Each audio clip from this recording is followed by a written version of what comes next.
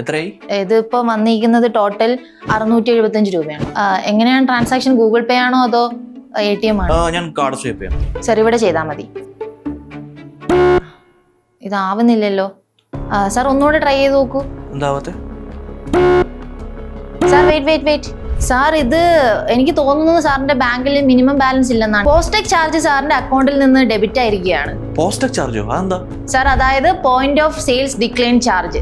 സാറിന്റെ ബാങ്കിൽ minimum balance ഇല്ലെങ്കിൽ സാർ ഈ ഒരു സ്വൈപ്പിലും 30 രൂപ വീതം സാറിന്റെ അക്കൗണ്ടിൽ നിന്ന് ഡെബിറ്റ് ആയിക്കൊണ്ടേയിരിക്കും. അത് ഓരോ ബാങ്കും ഡിപ്പെൻഡന്റ് ആണ്. സാറിന്റെ അക്കൗണ്ട് ഇപ്പോൾ ICICI ബാങ്ക് ആണെങ്കിൽ അവിടെ നിന്നും 28.75 രൂപ ഡെബിറ്റ് ആവാം. ഓരോ സ്വൈപ്പിലും ഇത്രയും രൂപ സാറിന്റെ അക്കൗണ്ടിൽ നിന്ന് പോയിക്കൊണ്ടിരിക്കുകയാണ്. അപ്പൊ ഈ പോസ്റ്റെക് ചാർജ് ഒഴിവാക്കാൻ എന്താ വേണ്ടത്? സാർ അപ്പോൾ ഇതിൽ ശ്രദ്ധിക്കേണ്ട കാര്യം, sir account minimum balance keep ചെയ്യാൻ ശ്രമിക്കുക.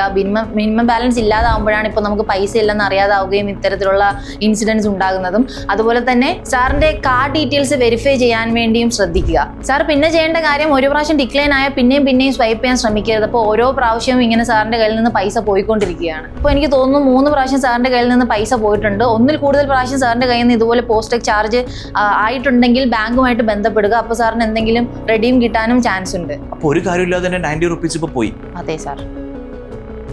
ബോസ് വാല, ബി ദ ബോസ്.